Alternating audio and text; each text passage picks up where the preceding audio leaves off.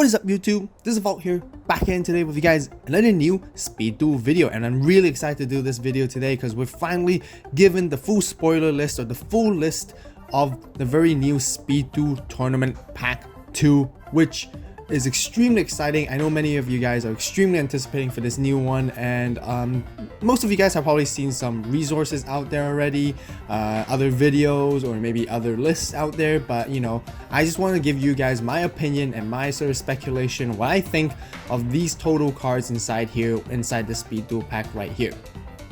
So as you guys can see right here, this is from the official Yu-Gi-Oh! Konami card database. And you guys can see from the title right here on this page, Speed Duel Tournament Pack. I will include this link in the description down below, so you know, if you guys want to use this as reference, be sure to check that out. And yeah, I want to know what you guys think as well. So the very first thing we want to talk about is the release date, and it literally was released October 11th 2019. It's kind of confusing because sometimes you guys might read it as November 10th of 2019, but I'm very sure it's as in October 11th today. And so here's a question for you guys. Have any of you guys seen your locals got these packs yet, or have you guys opened any of them yet? You know, did you guys get any of them? But you know, so comment down below. However, in my locals around my area, I don't believe I actually got our packs yet, and I guess I'll find out very soon in the next time when I go around my locals and play. And just for you guys to know that this is an exclusive tournament pack that you guys can only obtain by participating in speed duel events and speed duel tournaments at your local game store, local card store, or YCS side events and all that kind of stuff such. So let's go right here. There's a total of 18 cards. I can't remember what the first pack had, but I'm very sure it had a similar. And we'll go through here with card one by one so we can see. And the very first card we got right here, and also with pictures on the side, so it's very nice. Yeah, we can view it as gallery or view it as list.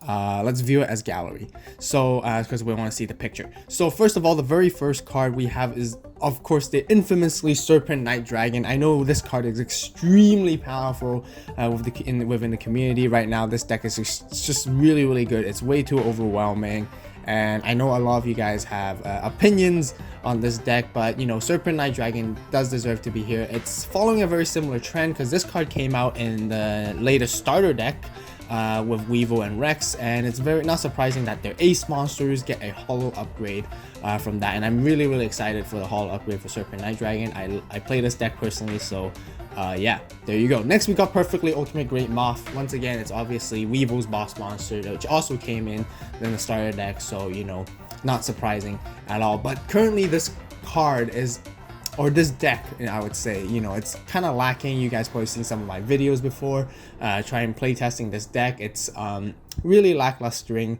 right now in the meta. It's not, you know, powerful at all, honestly, but hopefully with the new set coming out, this card can become better, or insect deck can become better.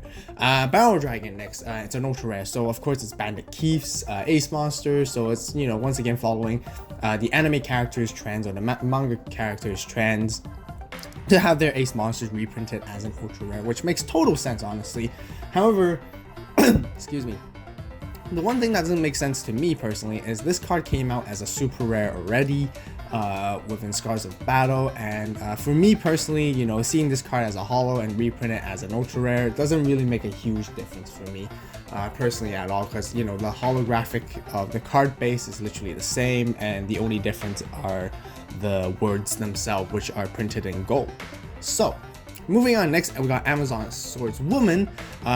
Very you know, not surprised at all, because this card is like sort of like the key iconic let's say like the key icon of Amazon's decks. Last time we got the Harpies reprinted as holos within the tournament pack, and you know, not surprising that at least we get one Amazon's monster here, and Swordswoman is usually the most obvious one to go to as well. So very good, and it's got a really decent effect, honestly, within this game. Next we got King of the Skull Servants as an ultra rare. So I just want to quickly just bring it back. So it's I have a similar feeling with it, reaction with it with the Barrel Dragon as well, because it was printed as a super rare initially in the Arena of Lost Souls, and it doesn't make a huge difference for me. It doesn't make me excited to see it as an ultra rare as such. But however, obviously when a common card that goes into an ultra rare, such as Serpent Knight Dragon or Perfectly Ultimate Great Moth and Amazon Swordswoman, does definitely excite me. So these are all the ultra rares so far. Next we got a surprising one, which is Fortress Whale, and I believe this is supposedly to be Mako Tsunami's ace monster in his deck within the anime. And personally, again, this deck or this card itself right now, there's no deck that really utilizes really greatly off this card. It's not extremely powerful, but hopefully, you know, maybe we potentially get a skill that makes it really good. You never know, right? Because like, for example, Nightmare Sonic Blast with Serpent Knight Dragon, you never expected it to be extremely powerful and this great during this time. So hopefully maybe Fortress Well may become valuable. Yeah. Personally, I am surprised though. Next we got Cabo Zaus. Moving on to the very first super rare. You know, this card is just absolutely great because it's a vanilla 1700 attack with 1500 defense, which is one of the strongest vanillas, the strongest base monsters you can even summon within this game currently. Nothing beats higher than 1700 as a base attack at the moment, and you know, makes total sense because this card is really good. Next we can see Man-Eater Bug, and yes, this card is also extremely powerful. Being able to pop a monster is just extremely great, and seeing this as an ultra rare, it does make sense to me as well.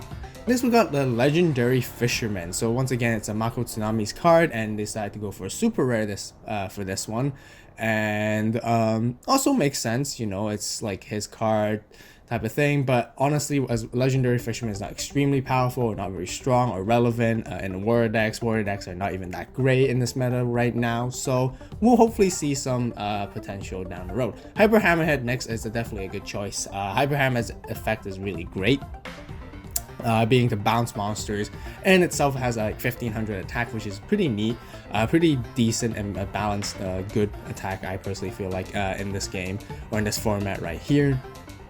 Next we got Ally of Justice Core Destroyer.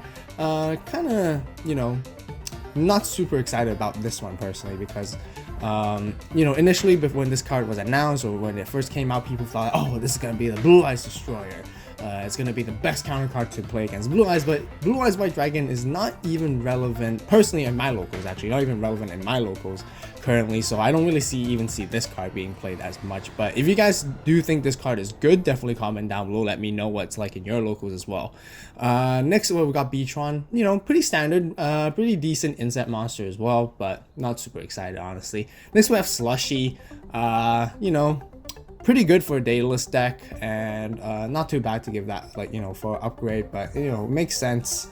But I personally wouldn't have chose this card for a holo, so you know, not that exciting to me overall. Now we're moving on to some spells. Enchanting Fitting Room, yeah, it makes sense as well. I know that like the normal vanilla deck, the normal monster deck, utilizing the level 3s with Enchanting Fitting Room is just really good and really consistent as well in most cases. So yeah, sure, I'll give that. Summer's Art next, which is also a pretty good card.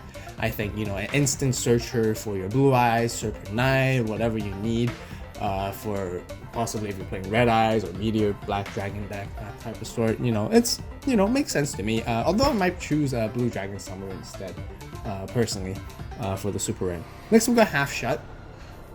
We honestly don't see it get played a lot in this meta at the moment. Maybe it's okay for I don't know, like Heavy Metals Raiders deck possibly, or maybe Amazon's deck to combo with Swordswoman, but that's about it. You know, I don't really see it that often. If you guys do see it often and think this card's worthy, definitely comment down below as well. And next we got Ready for Intercepting. I 100% agree with this decision. You know, it makes total sense to have this as a holo. This card is extremely relevant in the meta for, you know, for the last couple of months already, and this card is just extremely great against all warriors and spellcasters no matter what they're playing. Just definitely a really strong side deck card, or even possibly a main deck card personally. Adhesion Trap Hole, that's surprising. It's got a pretty neat effect, but I haven't really seen it played much as well. I can't think of really good combos on top of my head currently, but you know, hopefully maybe there might be some cards that makes it even better. So once again, that basically, you know, you guys comment down below if you guys think this is a good choice or not. So that basically rounds off all the 18 cards. I personally feel like they could have added something like Windstorm or Kunai's. These two cards are really heavy meta relevant in my personal opinion. If we're trying to stick to the approach of these tournament packs, that they're supposed to be like packs that contain really good cards that everyone needs, everyone plays in their decks. And actually one, you know, huge suspicion, or not suspicion, but like you know, sort of advice or wish that, you know, Sphere Kuribo, I personally would really be happy if they actually had this as a super rare inside the set. So it is printed as an ultra rare in Arena Lost Souls. I personally believe it's really extremely hard to get. It's extremely expensive right now. That card is going to be really good throughout many months coming down. I think I can see it still has a great potential even for a year or two at least, personally, because of its effect. It's a hand trap. It's just really good. And you know, it'd be really nice if Konami actually printed it as a super rare, I personally feel like, because this card is not highly accessible to many players, and you know, as we all know, yeah, once again, this card is just extremely expensive. So seeing this card personally being printed as a super rare, or maybe even as an ultra rare, just again to makes it even more accessible to other players. And on top of that, you know, it really excuse me, it really will entice players to join more of these locals tournaments, because that, you know, this such a card is actually in there. So I deserve, I really think Sphere Kuribo deserves a spot inside here. So hopefully we do see it in future tournament packs, and it is definitely a meta relevant card overall. Other things I want to discuss is, what do you guys think about these tournament packs? You know, I also had a different idea where it would be nice to include some skill cards to give them holo upgrades as well. That would be really neat, you know, like skill cards, even just like not Last Gamble. Last Gamble was a holo, but like most skill cards were holo in the packs, but like skill cards from the starter deck, like for example Nightmare Sonic Blast, Hidden Parasite, you know, if these were in holo, we got holo upgrades, I think they'll be pretty neat as well. The other thing is, like, I kind of wanted to say, like, I know tournament packs once again are supposed to be based on sets that are released out already, but what if Konami actually included some exclusive cards, like a new card with it for speed duels that we actually never got before? Once again, I personally think this is a great idea. I'm not too sure about the cons, but I think the great idea is that having like an exclusive card that you can only get in that tournament pack really, once again, you know, motivates people to get out there and to go into these local tournaments and participate. And because these cards are then become available to them simply by doing so.